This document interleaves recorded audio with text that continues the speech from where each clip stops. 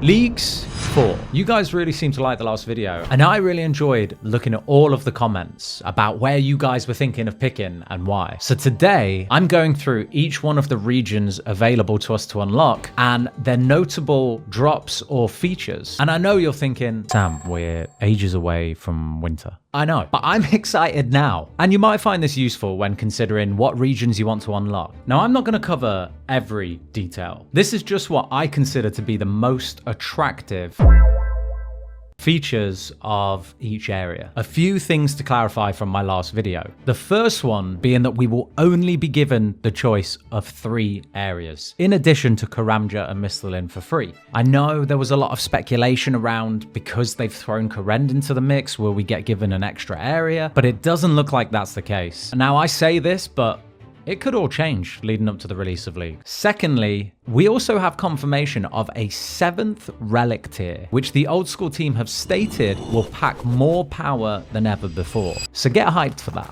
In addition to that 7th relic tier, we have been told that we are getting a new passive effect with each relic tier. I don't think they mean the passive increases to XP and drop rate that we have historically seen at different tiers. This might be where those more niche relics tie in. You know, the ones that give us just that extra quality of life, that like doubling your resource collection rate or processing an entire inventory of resources in one tick. Now, they're just my thoughts, and let me know if you think that they might do something different with these passives. All right, now let's get into the regions, starting with our freebies.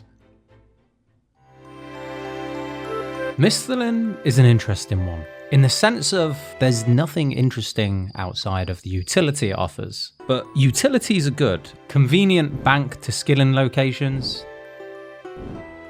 the ham hideout for those easy clues, and the storeroom there for some early jewelry. The main drops in Misthalin, though, are those found off of the mainland. Misthalin gives us access to Fossil Island. You've got the deranged archaeologist there who drops the runite limbs for your rune crossbow. Birdhouse runs will be your go-to for passive hunter and crafting XP. And be honest with me now, you're one of those people that AFK at Ammonite crabs. Let's not deny it. There's also the Wyvern caves. But unfortunately, the visage drop by the Wyverns here requires Asgarnia to make into a shield. And the drops over in Lithgren, like the dragon limbs, also need other areas, so not much more to say here. The Abyssal area and Abyssal Nexus are both in Misthalin, meaning that our biggest notable drops are the Abyssal Whip, Dagger, and Bludgeon, which could all be really fun with melee relics. A special mention to Xanaris here, because although it doesn't really offer much outside of Puro Puro, it does give us access to the fairy rings, which means going to the Enchanted Valley early for your rune pickaxes or rune axes is going to be really useful.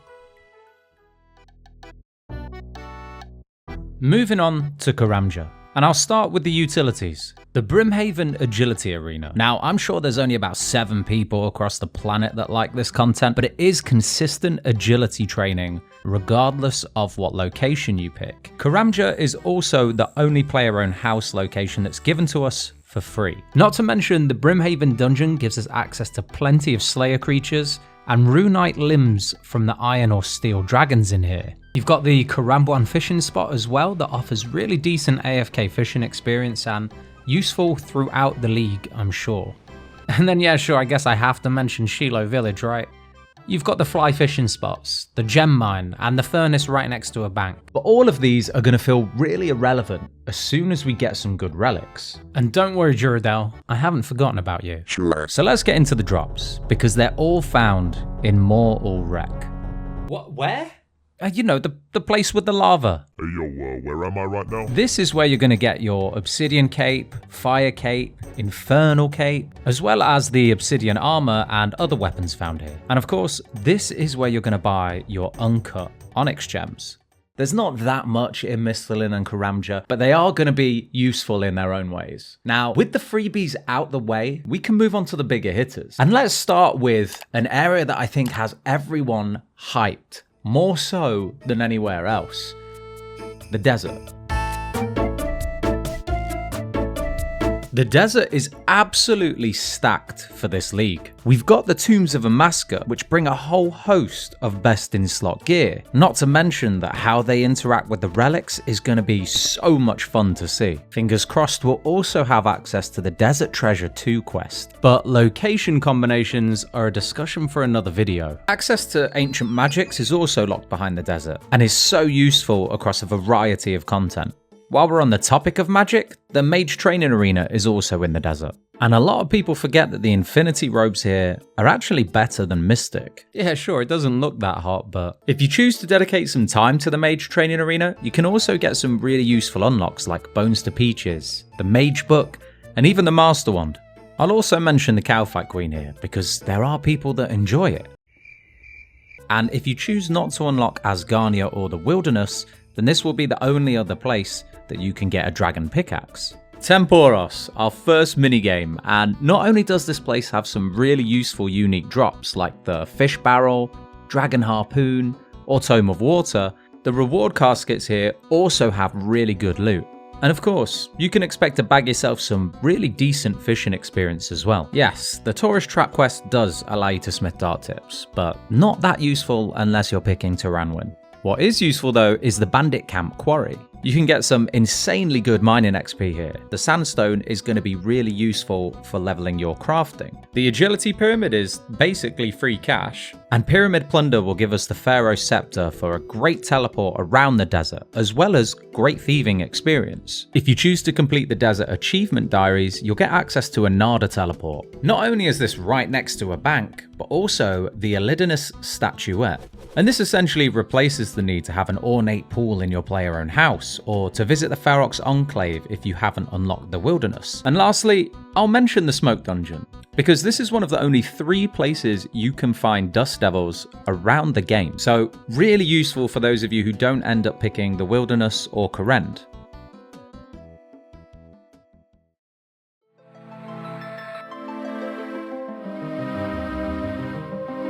Morytania also has a lot going for it. You could even argue that it has the best Slayer features across all the regions, with the Slayer Tower featuring gargoyles, necreals, abyssal demons, the grotesque guardians, and all of their associated drops. Sticking to the theme of Slayer, on the island of Mostly Harmless, you'll find cave horrors. These guys drop your black mask and will give you the opportunity to upgrade to a Slayer helmet. You've got the Trouble Brewing minigame.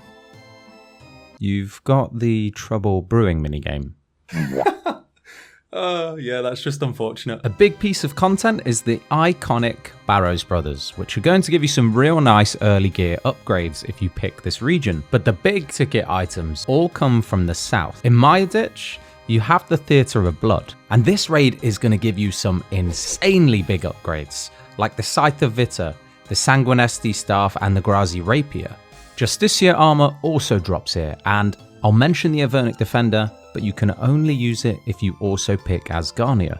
Morytania is also host to the Blood Altar, which could be really useful if you do end up getting those weapons that consume blood runes. Pair that with the Day-Out Essence mined just north of here, and you'll find yourself getting some very generous runecrafting experience. In Darkmere, you've got Vampires and Vampire Sentinels for a chance at the Blood Shard. This upgrades your Fury into a Blood Fury, which, if you end up going for a melee build, is probably your best in slot amulet. There's the Hallowed Sepulchre here as well, which provides some of the best agility XP. And of course, over in Sleep is the Nightmare. If you invest the time here, this boss can drop the Nightmare Staff and associated orbs, as well as the Inquisitor's armor and mace. You also get Frank. And listen, if you're picking this region and not petting Frank, then what's wrong with you?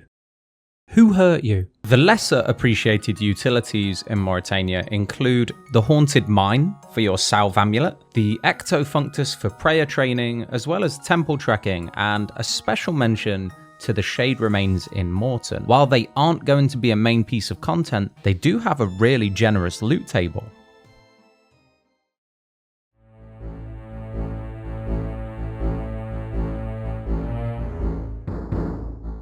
So the Wilderness has been reworked since our last league, and has never looked more appealing. We have Vetion, Venenatus, and Callisto. These multi-variants could be a lot of fun if you're playing with friends, and there's just so much potential with the Void Waker and special attack buffing relics. But there are of course the mini single combat variants of these if you are going it alone. Their drops also include the Dragon Pickaxe, Dragon Two-Hander, Wilderness Rings, and of course the Revenant Weapon upgrades. But of course you're going to need to get your hands on a Revenant weapon first, and this place is an absolute goldmine. Now some people will be hesitant about picking the Wilderness as a region on account of PKers, but some of the relics make tanking and healing effortless. Not to mention that because Leagues is an Iron Man game mode, PKers don't benefit from killing you, and you can just go back and pick up your items. Moving on, Wilderness Slayer is going to be incredibly popular due to the various point boosting tasks, Wilderness Slayer Dungeon, and Laren's Keys, which boast amazing loot and access to the Dagon High Mage set. Through Wilderness Slayer, you'll also get access to the Dragon Boots drop from the spiritual creatures in the God Wars dungeon. The Crazy Archaeologist, Chaos Fanatic, and Scorpio all drop a range of items, but most notable are the shards that make up the Odium and Malediction wards. Speaking of shields, the King Black Dragon has a better chance for a Draconic Visage, and the Corporeal Beast drops some of the best defensive shields. Hey, do I mention the Chaos Elemental? Definitely not. Let's move on. The Mage Arena is going to give you your God Caves, and the Wilderness Resource Area is often overlooked, but may see some good use during the League. Honourable mentions go to the Abyss for runecrafting and the Chaos Altar for the best possible prayer training experience in the game. And I really think this region will be overlooked, but has so much going for it.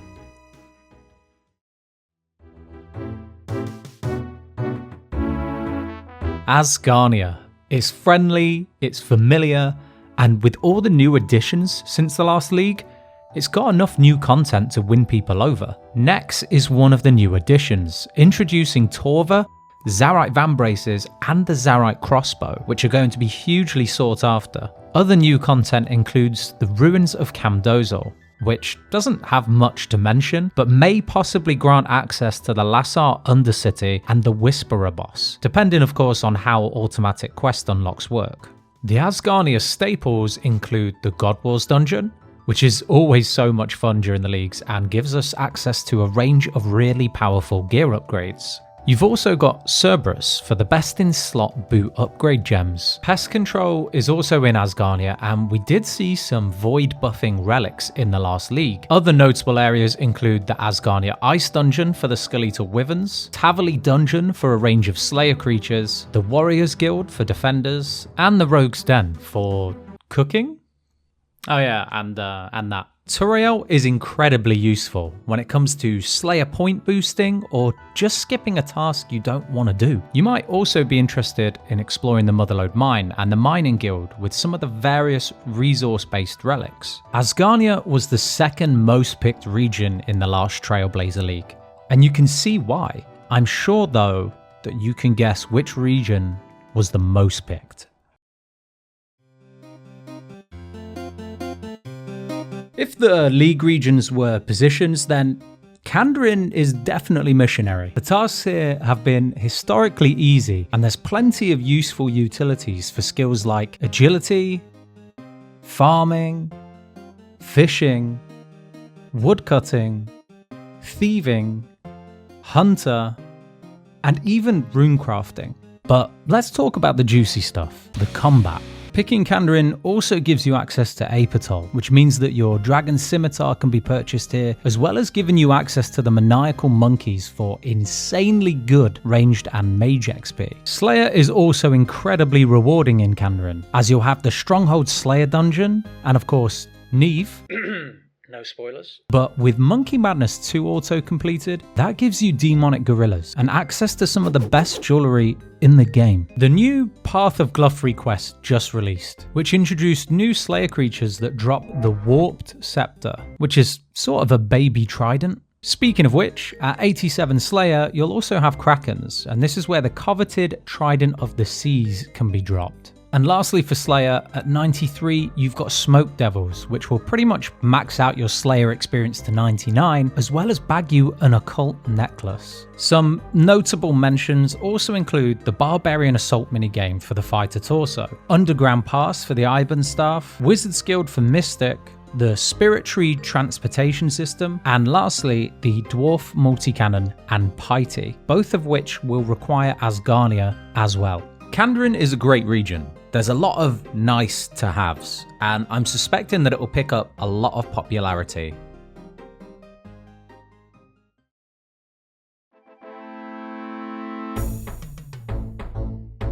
You could argue that the Fremennik region is a somewhat restrictive one, but you have to recognise all of its merits. The main drops you'll be after here include the various rings from the Dagonoth Kings, and these guys also drop the Dragon Axe. The Helm of Natisnot, as well as the Face Guard upgrade, can both be obtained here. Vorkath is one of this region's biggest PVM highlights, and not only is it a money printer, but it also drops the Draconic and Skeletal Visages. New to this league will be the Phantom Muspa, another money printer which also drops what I think will be one of the most interesting weapons in the whole league, the Venator Bow. And I'm really looking forward to seeing how this interacts with all the different relics. If we're lucky enough to have DT2 auto completed, you can also face off against Duke Sussilus, another source for the Virtus robes, but also a chance to get your hands on the new best in slot magic ring. Now, while that may seem like the main features already ticked off, you can't forget about the Lighthouse for an insane ranged and Slayer training method, as well as the God Books. Keldagrim offers strong utility with the Blast Furnace and Stonemason, and Kingdom Management in Miscellanea is also available to provide all sorts of useful items. There's also the Fremennik Slayer Dungeon, and of course the Lunar Magic Spellbook for a variety of utility spells. Definitely don't overlook this region. It could make for a really good second or third pick.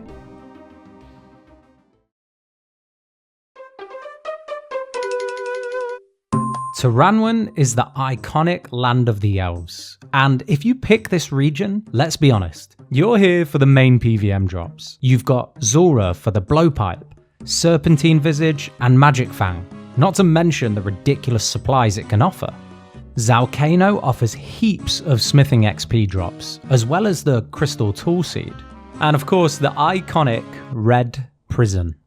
This is where you might hope to bag an enhanced weapon seed for a Bofa or Blade of Saildor, or maybe you're just interested in the insane money it offers. With Prifdinus, there's a range of good utilities, like the Ireworth Dungeon for Slayer. You can even get a Darkbow down here.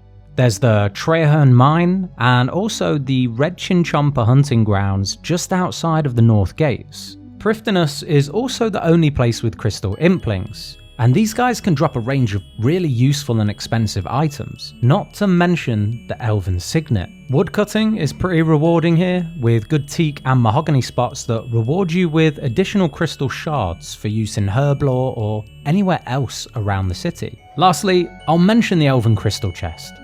It's an upgraded version of the one found in Tavali, and if you're interested, it drops the Dragonstone armor set. While I'm not going into any more detail than that, Tirannwn would make an excellent region to add to your list, if you haven't already considered it.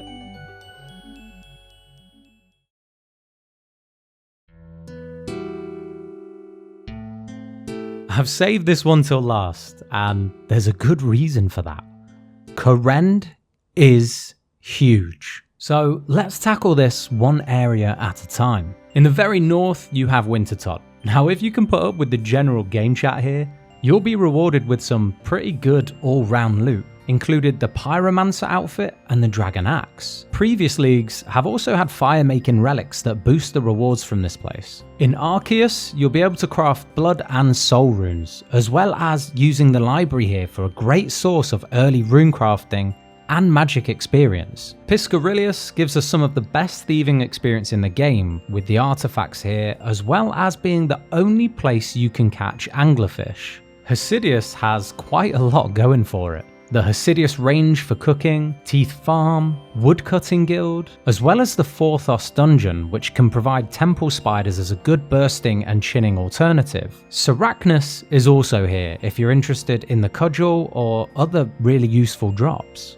And let's just admit it, you're going to be AFK here like all the time. Shazian is home to the Lizardman Canyon, and with it provides a chance to drop the Xeric's Talisman for getting all around the region, and of course, the Dragon Warhammer. The Chasm of Fire for demons on a Slayer task, and the Shazian Crypts as a possible alternative for an early Rune Scimitar drop. In the centre of Kourend, you have the castle, and below that, the Catacombs of Kourend. This is by far one of the best Slayer locations, with a range of mobs and an opportunity to turn in dark totems to face off against Skatizo. The main drops in Kourend are all within the Kebos lowland area. Starting at the top, we have Slayer Master Konar, and tasks offered here will give access to Brimstone Keys for some really generous loot. Within the volcano is a Slayer dungeon, which have worms, drakes, and hydras for some really big upgrade items. You'll also have access to the farming guild here,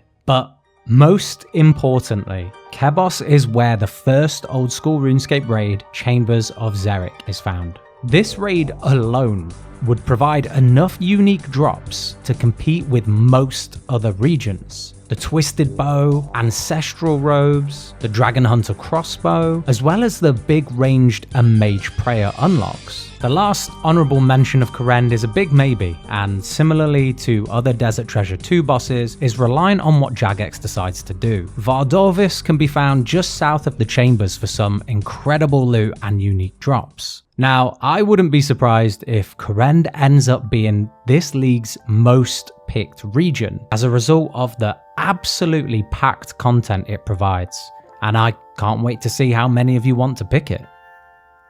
And with all that said, let me know in the comments what your top 3 regions are, and if I didn't mention a feature within a region that you're interested in, be sure to let everyone else know as well. Please support me by subscribing, and I'll see you guys in the next one.